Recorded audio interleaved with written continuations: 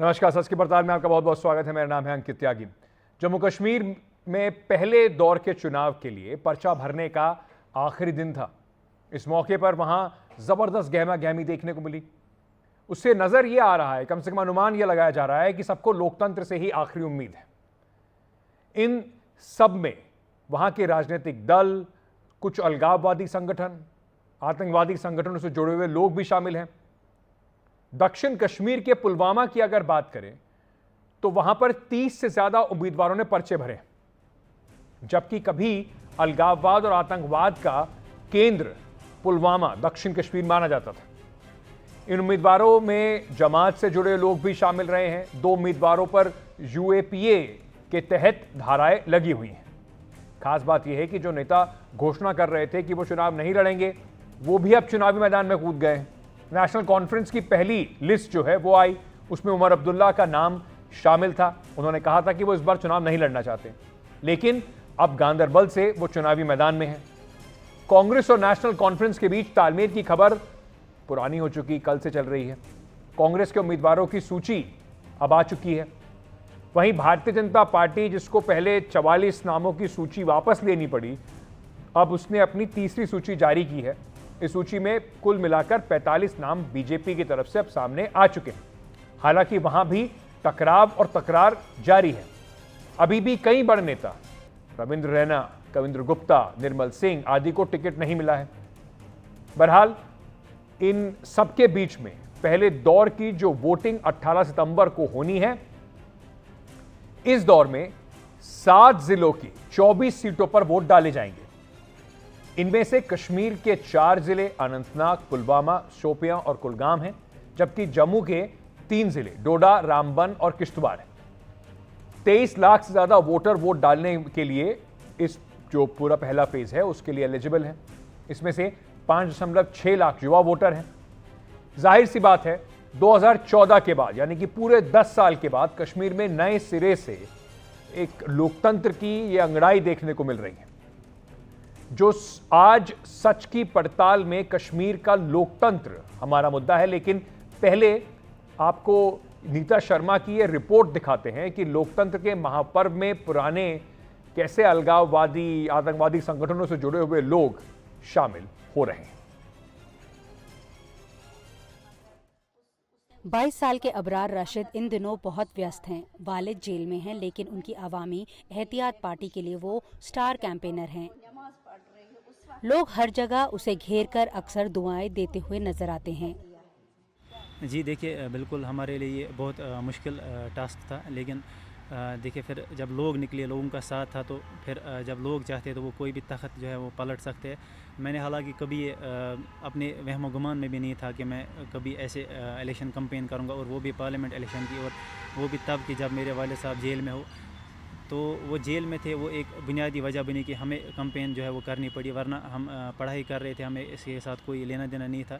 हमारे वाले साहब ने हमेशा सियासत से हमें बहुत दूर रखा था, तो एक मजबूरी थी। वो हमने उम्मीद की थी कि जिस तरह से अरविंद केजरीवाल को जो है इलेक्शन कैंपेन के लिए पैरोल पे छोड़ा गया था, शायद रशीद साहब को भी छोड़ दिया जाएगा, लेकिन ऐसा कुछ हुआ नहीं। तो फिर हमें जो है वो कैंपेन करने के लिए निकलना पड़ा। और फिर जो लोगों का एक रुझान था, ख़ासतौर पर जो नौजवान को हमने इस इलेक्शन प्रोसेस में लाया। इंजीनियर राशिद ने जब से जम्मू कश्मीर के पूर्व मुख्यमंत्री उमर अब्दुल्ला को हराया है, तब से घाटी की सियासत में बदलाव देखा जा सकता है, और उसी बदलाव का नतीजा है कि इस बार विधानसभा चुनावों में कई अलगाववादी गुट हिस्सा ले रहे हैं, जिनमें जमात इस्लामी भी है। आप ये बताएंगे कि अगर जमात पे बैन होती तो आप क्या जमात के बैनर तले ये इलेक्शन लड़ते? ये उसी वक्त हम डिसाइड करते कि जब जमात इस्लामी के ऊपर पाबंदी हटाई जाती तो हम ये भी मुमकिन हो सकता था कि शायद वो मुझे ऑफर करते उस वक्त, या मैं उनके पास खुद ही जाता, क्योंकि मैंने joined the politics, I have said these things at that time also कि I want to do, I was very much जैसे कि मैं जमात के प्लेटफार्म से ही सियासत करना चाहता था। माना जा रहा है कि जमात दक्षिण कश्मीर में पुलवामा के अलावा कुलगाम, देवसार, त्राल और राजपुरा से चुनाव लड़ेगी। साथ ही विधानसभा चुनाव में पूर्व आतंकी और अलगाववादियों ने एकजुट होकर एक नई पार्टी तहरीक अवाम का गठन किया है। ये भी कई इलाकों से चुनाव लड़ रहे हैं। यही नहीं, श्रीनगर जेल में बंद सर्जन बरकती की बेटी भी चुनाव लड़ रही है। साथ ही संसद हमले के मुख्य आरोपी अफजल गुरु के भाई भी चुनाव लड़ रहा है।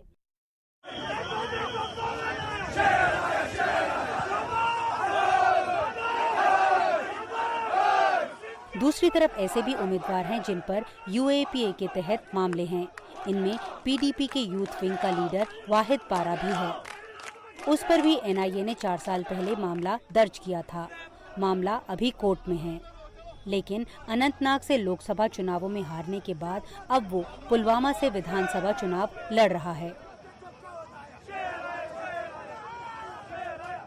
Kashmir is an idea for all of us, and that idea is to protect the Kashmir's fragile ecology, its mountains, its greenery, its pastures, its streets, its everything that includes the water bodies, and that makes Kashmir beautiful. Jahannam-like rivers are being exploited at a large scale.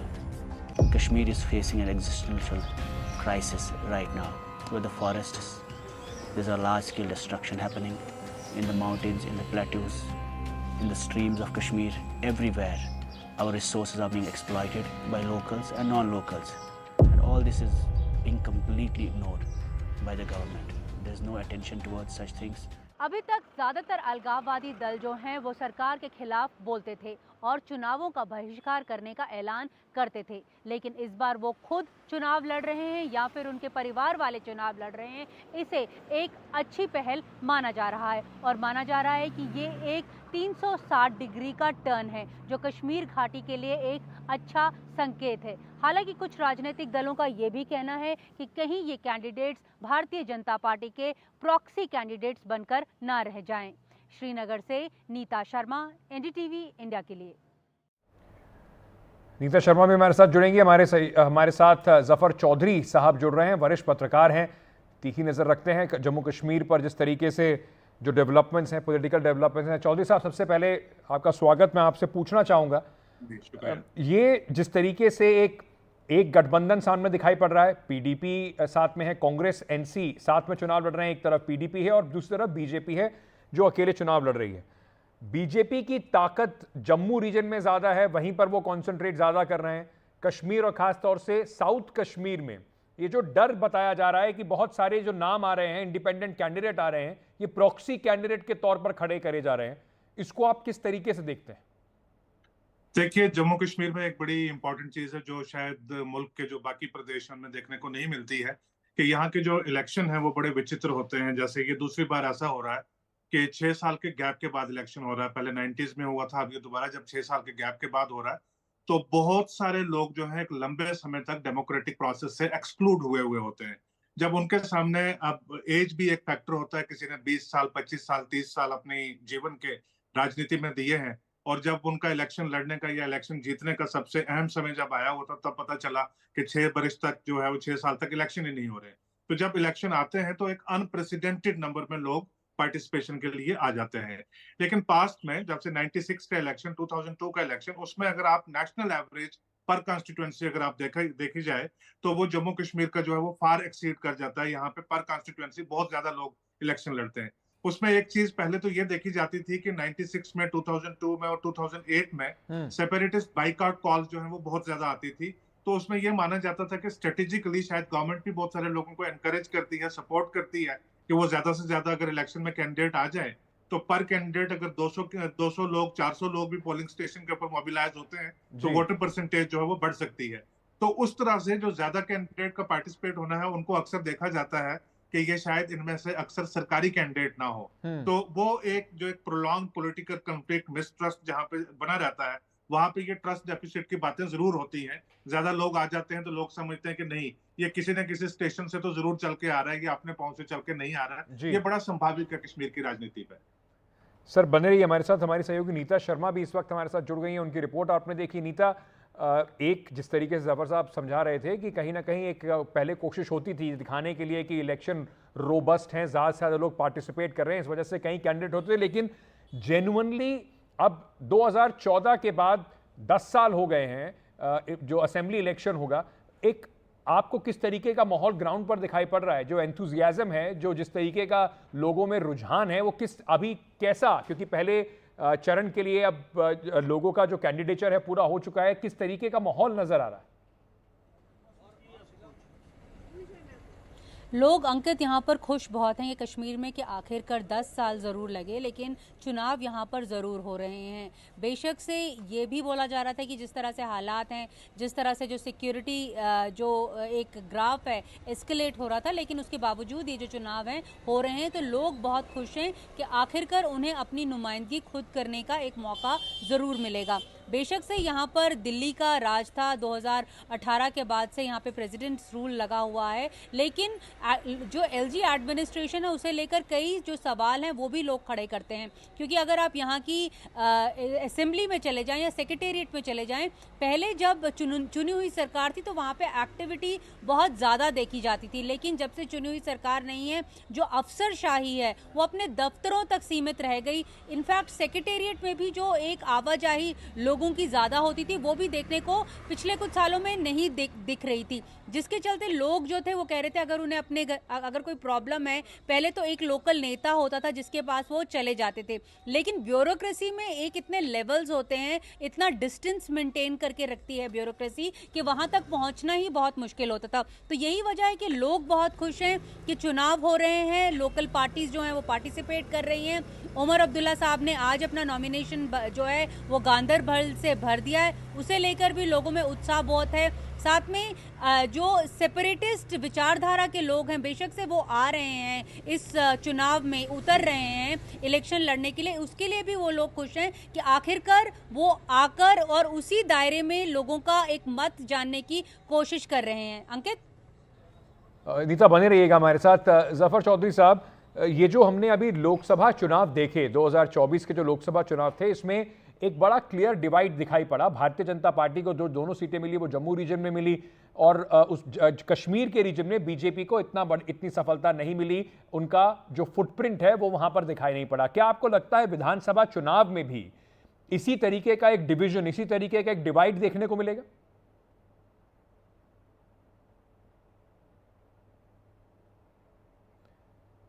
Zafar Chaudhary साहब से हमारा संपर्क टूट गया, उनके पास दोबारा चलेंगे। नीता, अगर मैं आपसे ये सवाल पूछूं कि बीजेपी की उम्मीद कश्मीर रीजन से ज्यादा रहती है इस बार, सीटें माफ कीजिए जम्मू रीजन से ज्यादा रहती है, सीटें इस बार जम्मू में बढ़ी हैं, कश्मीर में भी सीट कुछ बढ़ी है, 90 सीटें का जो पूरा समीकरण है, बीजेपी अकेले चुनाव लड़ रही है, लेकिन उम्मीद जो उनकी है वो जम्मू रीजन पे बनी हुई है। ये जो डिवीजन है कश्मीर का और जम्मू का, क्या ये विधानसभा चुनाव की प्रक्रिया में भी दिखाई पड़ रहा है? बिल्कुल, जो जहाँ तक लोकसभा चुनावों का जो नतीजे थे अंकित, वो साफ तौर पे बता रहे थे कि जो बीजेपी है उसने 29 असेंबली सेगमेंट्स में लीड जो है वो गेन की थी। अब वो अपनी लीड को किस तरह से मटेरियलाइज कर पाएगी इन विधानसभा चुनावों में, ये एक बहुत बड़ा सवाल है। क्योंकि जो मार्जिन था, जो दोनों नेता वहाँ से जीते थे, वो लगभग 1-1.5 लाख के आसपास था। तो लोगों को ये लग रहा है कि क्या वो इस अपनी जीत को कैपिटलाइज कर पाएंगे दोबारा से असेंबली इलेक्शंस में, ये देखने वाली बात होगी। जहां तक यहाँ का सवाल है, कश्मीर का सवाल है, कई कश्मीरी पंडित्स, क्योंकि कई कश्मीरी पंडित्स को भी फील्ड किया है भारतीय जनता पार्टी ने, उनका क्या मत रहेगा इन चुनावों में, क्योंकि ऑफ द रिकॉर्ड वो ये ज़रूर बोलते हैं कि जो भी कुछ किया हमारे लिए कांग्रेस ने किया। क्योंकि ये जो एरियाज़ हैं, अमीरा कदल, हबीबा कदल जो हैं, ये वाले जो एरियाज़ हैं, यहाँ पर ज़्यादा कश्मीरी पंडित्स रहते हैं, तो वो भी ये पूछ रहे थे कि वोट देंगे, किसको वोट देंगे, तो वो इस तरह के वो भी सवाल पूछ रहे हैं। तो लोगों में सुगबुगाहट बहुत है, लोगों में एक एक्साइटमेंट का स्तर बहुत है कि चुनाव हो रहे हैं तो बातचीत हो रही है कि इस पार्टी ने ये कहा, उस पार्टी ने ये कहा, तो लोगों के पास अब ऑप्शंस जरूर हैं। पहले जैसे लेके चलते थे कि एनसी या पीडीपी ऑप्शन थी, अब बेशक से इंडिपेंडेंट्स आ गए हैं, बेशक से उनको ये पार्टीज बोल रहे हैं कि प्रॉक्सी कैंडिडेट्स हैं। हमने उमर अब्दुल्ला साहब को आज सुना था पहलगाम में, वो बोल रहे थे कि अगर जमात लड़ना चाहती है तो हम चाहते थे कि वो अपने सिंबल पर लड़े, लेकिन क्योंकि यूएपीए के तहत उसके ऊपर बैन लगाया हुआ है तो वो अपने सिंबल पर लड़ नहीं पा रही। यही वजह है कि वो इंडिपेंडेंट्स के तौर पर इलेक्शन लड़ रही है। अंकित, नज़ीर हमारे सहयोगी भी हमारे साथ जुड़े हुए हैं, जफर साहब भी वापस आ गए। नज़ीर, मैं आपसे एक सवाल ये पूछना चाहूँगा, ये जो लगातार बात हो रही है कि देखिए इंडिपेंडेंट बहुत सारे लड़ रहे हैं, अलगाववादी भी कुछ हैं, जमात भी अपने कैंडिडेट्स खड़े कर रही है, तो क्या इतने सारे लोगों के आने के बीच में या इतने एक्साइटमेंट के बीच में आपको मल्टीपोलर कॉन्टेस्ट दिखाई पड़ रहा है, या सीधी सीधी लड़ाई है? कांग्रेस और एनसी एक तरफ, पीडीपी का अपना कुछ इलाकों में वर्चस्व है और बाकी लड़ाई बीजेपी के साथ है। सियासत में और इलेक्शन में ऐसा कहना आसान बात नहीं है। पिछली बार पार्लियामेंट इलेक्शन हुए, किसी के वहम गुमान में भी ये नहीं था कि इंजीनियर रशीद जेल से इलेक्शन लड़ेगा और फिर उमर अब्दुल्ला को इतनी भारी अक्सरियत से हरा देगा और करीब 5 lakh vote engineer Rashid Tihar jail में रह के बंद होके वहां से हासिल करेगा। हाँ, उसके पास पहले ही एक कॉन्स्टिट्यूंसी थी, एक सेंटिमेंट था, लेकिन क्या उस तरह का सेंटिमेंट एक बार फिर दिखाई देगा यहाँ? आज हमने देखा, मैं पुलवामा शोपिया में था तो वहां एक जो अलगावादी नेता भी थे और उनका फेज, अलगावादियों का फेज भी था, प्रोटेस्ट का फेज भी था, उसका नाम है सरजान बरकती। 2016 में जब यहाँ काफी सिविलियन अनरेस्ट रहा, खासतौर पे साउथ कश्मीर में, सरजान बरकती जैसा उस प्रोटेस्ट या उस एजिटेशन का फेज थे। और उसकी बेटी, वो उसका फार्म लेके आई, उसने भी फार्म भरा। वो यूएपी एंटी टेरर लॉ में बंद है, टेरर फंडिंग केस में बंद है, लेकिन उसकी बेटी ने उसका नॉमिनेशन फॉर्म भरा। इसी तरह कई एक यूएपीए के जो एक्यूज्ड हैं, जिसमें पीडीपी के वहीद पर्रा भी हैं, एक और मुझे एक सोफी मोहम्मद अकबर जो श्रीनगर म्यूनिसिपल कॉर्पोरेशन में थे सेक्रेटरी, उनको सैक किया गया, जेल में तक 3 साल से ज्यादा अरसे रहे, उसने भी आज अपना फॉर्म भरा, यूएपीए में बेल पे आउट है, केस पे बेल पे आउट है। तो कुल मिला के नए कैरेक्टर्स आए हैं, लेकिन अभी तक जो हमें अंदाजा लग रहा है, अभी तक जो रिवायती पार्टियां हैं, ट्रेडिशनल पार्टीज है, उनका आपस में मुकाबला है। हाँ, ये लग रहा है कि अगर इंजीनियर रशीद जेल से छूट जाएगा, क्या उसकी वजह से कोई नई वेव पैदा करेगा, उसके कैंडिडेट्स को फायदा मिलेगा? उसके बगैर अभी तक यही लग रहा है कि बड़ा मुकाबला जो है, जो कांग्रेस एनसी गठबंधन और बीजेपी के साथ है, ये 2 बड़े गठ। उसके बाद पीडीपी का है। जैसे पिछले इलेक्शनों में क्या हुआ कि 41% से ज्यादा वोट कांग्रेस एनसी गठबंधन को मिले पार्लियामेंट इलेक्शन में, बीजेपी को 24% मिले, पीडीपी को 8% मिले। क्या उस तरह का इलेक्शन असेंबली इलेक्शन में उसी तरह का पैटर्न रहेगा वोट डालने का? अंदाजा लग रहा है वो बदल जाएगा, क्योंकि इसमें कई चीजें हैं। जैसे बीजेपी ने जब पार्लियामेंट इलेक्शन लड़ा तो नरेंद्र मोदी के नाम पे जम्मू में वोट दिया जा रहा था, लेकिन कल जब नरेंद्र मोदी ने ही वो कैंडिडेट्स का लिस्ट किया, क्योंकि वही उसकी जो कमेटी थी उसकी प्रिजाइड कर रही थी उस मीटिंग के, वहां बवाल मचा जम्मू में, और आज भी कई लोग उससे नाराज है कि क्यों इस तरह की कैंडिडेट सिलेक्शन हुई। जफर साहब, ये जिस तरीके से नज़ीर समझा रहे थे, पूरे जो समीकरण बन रहे हैं, आसान किसी के लिए भी नहीं है। भारतीय जनता पार्टी कुछ भी दम भरे, उनके अंदर आपस में ही बड़े नेताओं के नाम ना आने से हमने देखा किस तरीके की नाराजगी है। नेशनल कॉन्फ्रेंस और कांग्रेस का गठबंधन जरूर हुआ है, लेकिन फिर उनके लिए चैलेंज है कि जम्मू रीजन में वो कितना अच्छा कर पाएंगे।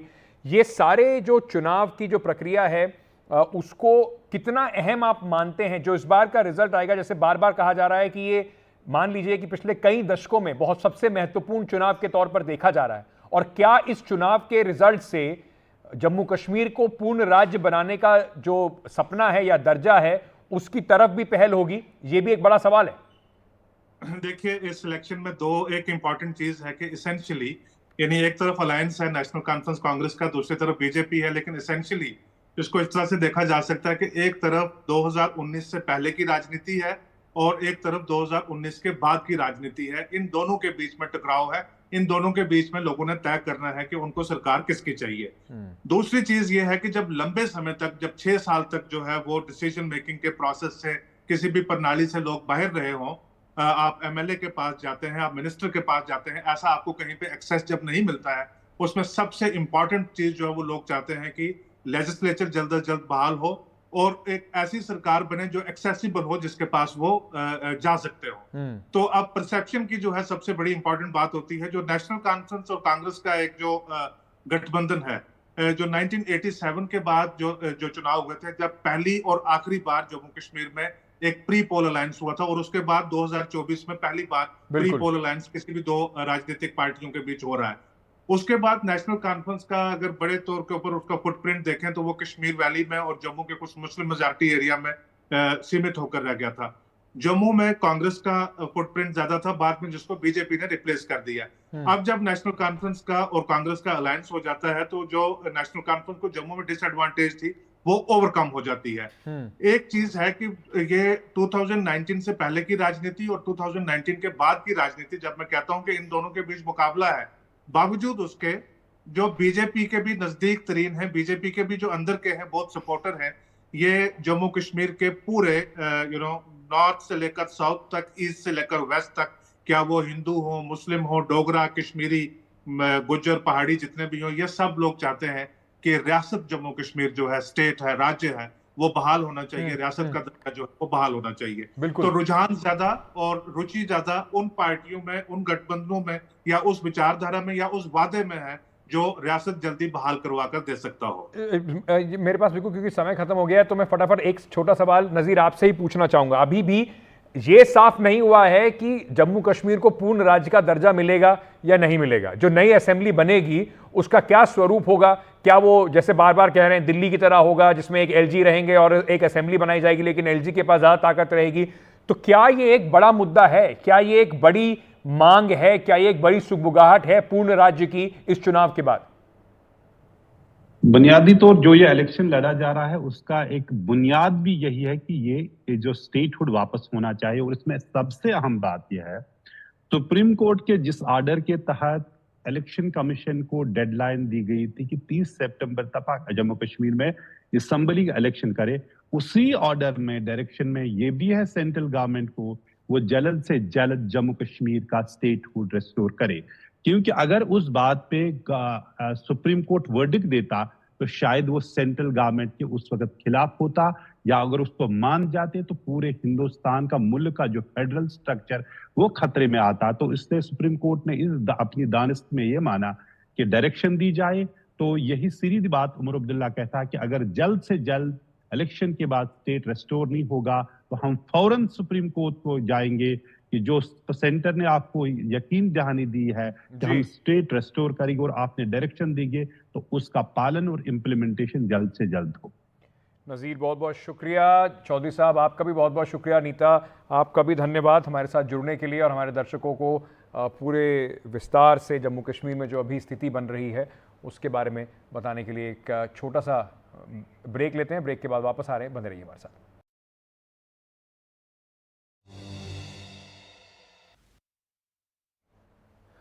आज हमास के कब्जे से इजरायली बंधक फरहान अल कादी 10 महीने बाद छूट पाए। उन्हें 7 अक्टूबर को गाज़ा पट्टी से अगवा किया गया था। उन्हें इजराइल की जो फोर्सेस हैं और उन्होंने मुक्त कराया। बताया जा रहा है कि उन्हें सुरंग में रखा गया था। उसके बाद उनकी रिहाई की खबर आई तो उनके अस्पताल उसके बाद ले जा रहे थे और उनके परिजन जिस तरीके से उनसे मिलने भाग रहे हैं वो एक जज्बाती लम्हा।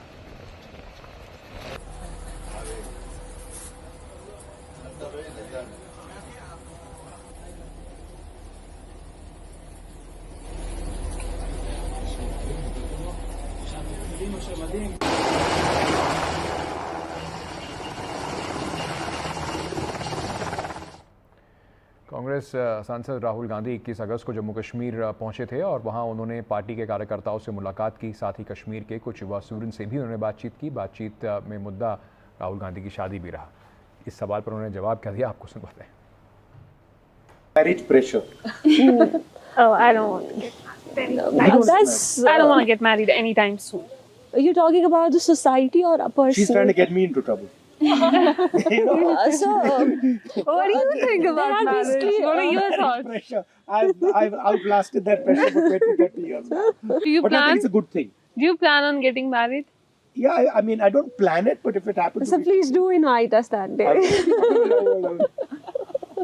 Yeah. So because you need to know. Like I am you only need to know 21, what's happening so in the society. I'm only 21. I'm living my years. You know, I'm just trying to be chill. I don't want to grow up anymore because I don't want to get married. So it is scary, you know. It is a bit scary. Why? I don't know. Marriage just feels. I was in the court. Overwhelming. I was in the court last time for our court diary, and I saw that divorce rates in Kashmir are increasing like anything. So that's better to not get married for at least जितना time आप avoid कर सको until you उतना find the करो. right person. और वो अभी तक मिल नहीं रहा We है. have marriage pressure going on in our society and families. Yeah. Like any girl who crosses 12th or graduates. And the next step is, when are you getting married? Yeah. It But so counts. when we look at a societal level, lack of delay in marriages is actually lack of employment also. Yeah. Because men, when Yeah. they don't get employed, until they're Right. employed, they can't get married. So that's a lot of societal level pressure on the men also.